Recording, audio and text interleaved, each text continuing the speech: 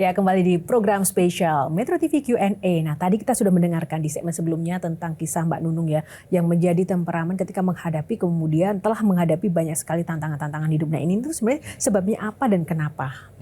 Pak, silakan dijawab Pak Ari. Pertama saya salut Mbak Nunung, karena ketika sedang jaya-jayanya sudah memberikan kontribusi yang hebat untuk masyarakat keluarga. Tepuk tangan dong Mbak Nunung. Itu harus dihargai dan dihormati. Saya ingin tanya, apa sebenarnya dorongan Mbak Nunung dulu ketika memberi? Saya ingin tanya ke hati yang paling dalam. Lebih kayak orang kesakit hati aja ya, karena kok saya ditakdirkan dari keluarga yang tidak punya, bener-bener yang tidak punya, udah miskin banget. Gitu, dari 7 bersaudara, saya melihat orang tua bapak saya sakit, dan yang sudah nggak bisa apa-apa, memang sudah sakit. Terus ibu saya yang seorang perempuan yang cuman nyari ke temen, apa nyuci, apa-apa, cuman biar pulang bisa bawa lauk, cuman gitu aja. Terus kayak ada rasa sakit hati, kayak ada rasa dendam. Gue harus bisa nyari, gue harus bisa nyari uang buat keluarga saya. Cuman itu tadinya motivasinya cuman itu, makanya saya jadi umur 9 tahun saya nyanyi, kebetulan saya senang nyanyi ya, dan ada salah satu orkes gambus terbesar di Solo, saya bisa masuk di situ, dan saya udah bisa ngasih, saya nggak tahu pertama saya dibayar berapa, yang penting pokoknya uang itu nanti tolong kasih ke ibu saya, karena setelah saya nyanyi itu saya udah tidur di mobil, saya udah digendong sama pimpinan orkes itu, udah diserahkan sama orang tua saya, jadi udah nggak ngerti, sampai yang akhirnya saya sekolah libur, saya ke Surabaya, masuk Sri Mulat itu ya, mas nyanyi di sini. Kalau pas masuk sekolah balik lagi ke Solo, umur 12 tahun saya sudah untuk tidak melanjutkan sekolah karena saya harus cari duit, saya nggak mau cuma hanya liburan, karena udah merasa bisa nyari duit dan saya udah bisa merasa membahagiakan, bisa membahagiakan keluarga saya, itu harus bahagia terus, harus biar keluarga saya itu nggak jadi hinaan gitu loh di situ.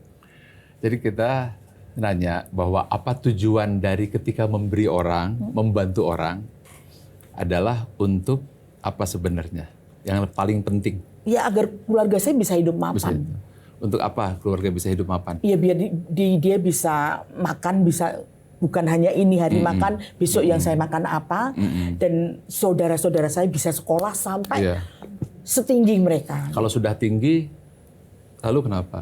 Ya saya tidak tahu, kalau untuk mereka ya kadang-kadang ada yang selesai sekolah, ada juga yang cuma tamat SMA, ada yang kuliah, ada yang jelas pokoknya saya mau kasih kamu uang, yang penting pokoknya kalian sekolah, mau kakak saya, mau adik-adik saya, pokoknya kalian sekolah. Luar biasa, kita berikan aplaus dulu. Kenapa itu penting untuk Mbak Nunung? Ya karena kenapa penting? Kalau jadi orang bodoh itu memang susah gitu loh. Jangan jadi orang bodoh gitu loh. Jadi saya kepengen saudara saya jadi orang pinter-pinter. Terus kalau mereka sudah pinter semua, apa yang ingin Mbak Nunung lihat, dengar, dan rasakan? Ya pasti mereka bahagia gitu. Saya nggak mau kalian merasakan kehidupan yang pernah kita alami. Jadi gitu. Mbak Nunung ingin membuat mereka bahagia.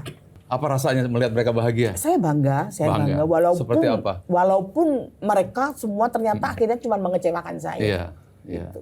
Tetapi tujuan utamanya sebenarnya ketika memberi untuk membuat mereka bahagia atau untuk membuat Mbak Nunung bangga. Saya satu membuat mereka bahagia. Kalau mereka bahagia, saya bangga. Jadi yang paling utama ingin bangga atau ingin bahagia? Bahagia. Sekarang mereka sudah bahagia. Terus kenapa kecewa? Mereka mengecewakan saya, tapi saya tidak kecewa. Berarti, oh ya sudah, orang kan lain-lain. Berarti sudah bahagia. Adik-adik saya kan masih ada yang lain yang membuat saya bahagia, membuat saya bangga. Yang lain kan masih ada. Ya mungkin salah satu dari 7 bersaudara itu kalau sifat-sifatnya berbeda itu kan banyak kan. Nggak semua 7 anak itu sifatnya beda. Kalau orang Jawa telur satu petarangan itu pasti ada salah satu yang. Jadi sebenarnya yang paling Mbak Nunung harapkan dibanggakan, ditepuk tangani, atau membuat mereka bahagia? Membuat mereka bahagia. Sekarang sudah tercapai, kenapa yang buat sedih lagi? Kalau seandainya mereka bahagia, lalu kita hilang, ada masalah apa enggak? Saya sebetulnya dikecewakan, saya tidak sedih. Kalau yang bicara sedih itu ada masalah lain gitu. Masalah ini justru masalah tentang kehidupan saya sendiri gitu loh. Yang memang ketika dulu memberi, ikhlas apa tidak? Ikhlas, saya ikhlas ya. Kalau sudah ikhlas, kira-kira apa yang membuat kecewa kalau sudah mereka bahagia, tujuan tercapai? Saya tidak bisa tidak kecewa, tidak ikhlas ya. Walaupun tidak ada yang membuat saya ada yang membuat saya kecewa, ada. Tapi membuat saya tidak apa-apa. Ada nggak ada satu titik yang bahagia melihat mereka bahagia dan mereka mencapai tujuannya. Ada nggak sebuah titik sinar putih, bersih, dan pada saat itu merasa, wow, mereka bahagia dan saya melihat tujuan tercapai. Ada nggak kecil? Iya, saya ngelihat gitu loh. Saya bahagia. Itu dia. Jadi kuncinya di situ, coba fokus kebahagiaan itu dan coba kita dapatkan kebahagiaan sejati di sana, bukan karena pengakuan, bukankah sudah tercapai semuanya? Iya. Nah sekarang bagaimana kita mensyukuri apa yang sudah kita bahagiakan itu? Oh, iya. Kita fokus ke situ. Fokus. Sekarang justru, ya saya tanya Bang Hengsat ya, ketika keadaan seperti ini, ya, kemudian justru kita dihinakan oleh mereka, justru kita tidak diakui oleh mereka, terasa nggak yang ada kesunyian?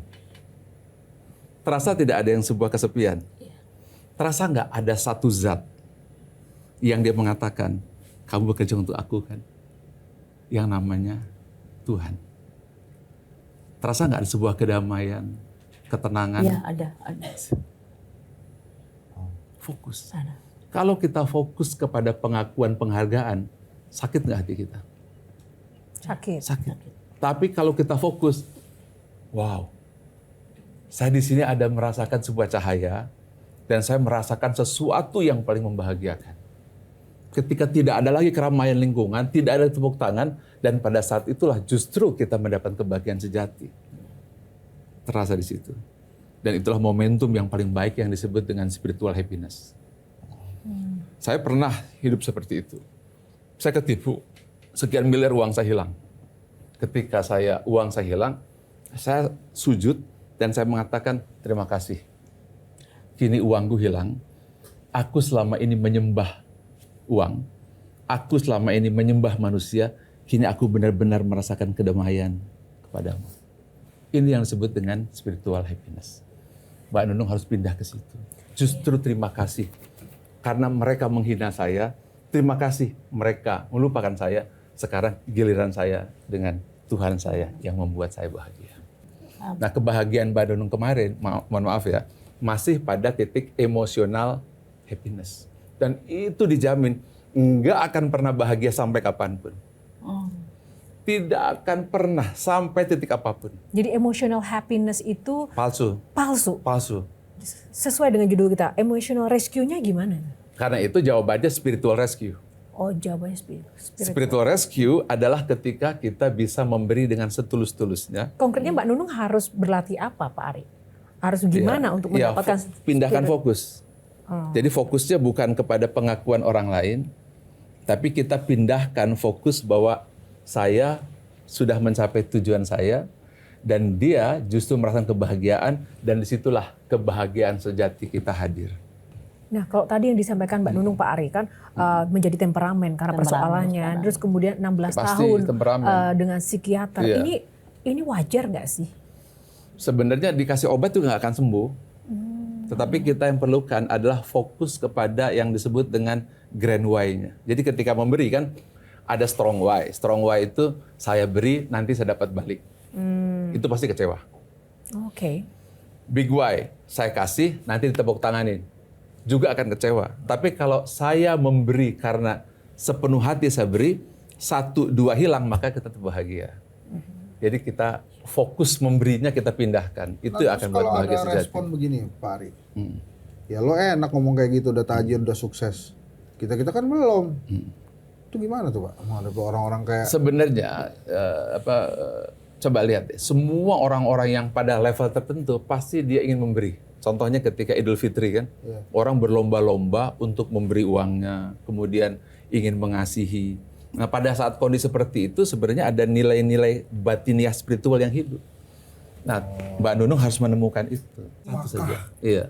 Yang dirasakan Mbak Nunung ini akibat pembelajaran yang memang dari kecil kita terima. Bahwa memberikan sesuatu itu dapat pahala. Iya. Jadi itu pamrih pahala itu ada terus tuh. Sebenarnya jangan pahala dulu. Sebelum pahala itu ada fungsi otak di sini yang disebut dengan gaspot. ketika kita mampu menemukan dan memberi, itu seperti ada enlightenment luar biasa. Nah, Mbak Nunung itu satu level, satu titik menuju ke titik itu. Oke. Nah, tadi bicara soal memberi, soal anak dan juga soal beri memberi dan bagaimana menyiasati untuk keluar dari sebuah perasaan-perasaan kecewa. Ini Mbak Anisha juga pengalaman langsung nih Mbak Nunung, yang juga menjadi muridnya Pak Ari, yang sudah mendapatkan faedahnya. Masya Allah. Tidak ke psikiater kan ya Mbak ketika bermasalah, tapi sebenarnya ke sih ESQ ya Pak? Iya, aku sebelumnya terima kasih diundang ke sini. Ini pertama kali buat aku ke sini dan bertemu dengan orang-orang hebat di sini. Dan aku tuh ikut ESQ itu tahun 2006. Udah ikut ESQ. Awal ikut itu karena aku juga mencari jati diri ketika aku, kalau cerita sedikit ya, flashback, aku bercerai 7 tahun dan akhirnya aku mencoba ke segala macam guru kok tidak menemukan ketenangan gitu loh. Akhirnya alhamdulillah aku 2006 ketemu ESQ. Di situ aku ngerasa kayak mualaf. Karena aku baru mengetahui bahwa Allah itu luar biasa dan aku bisa mencintai Nabi Muhammad dari ESQ juga. Singkatnya adalah dari 2006 sampai detik ini saya nggak pernah lepas dari ESQ. Jadi apapun yang ada di ESQ, training apapun saya ikutin. Karena yang namanya keimanan itu Mbak Nunung,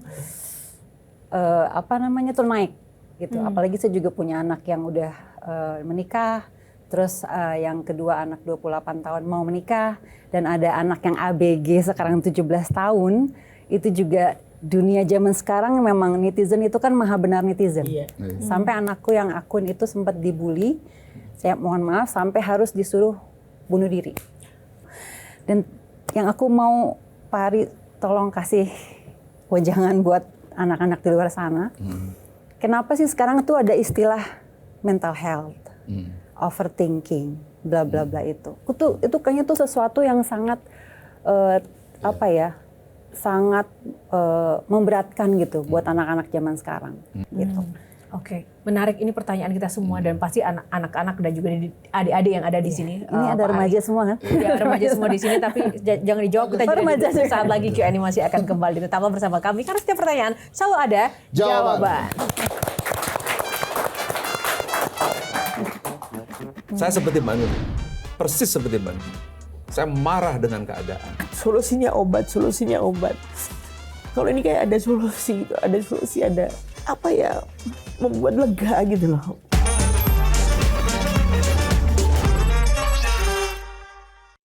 Jelajahi cara baru mendapatkan informasi. Download Metro TV Extend sekarang.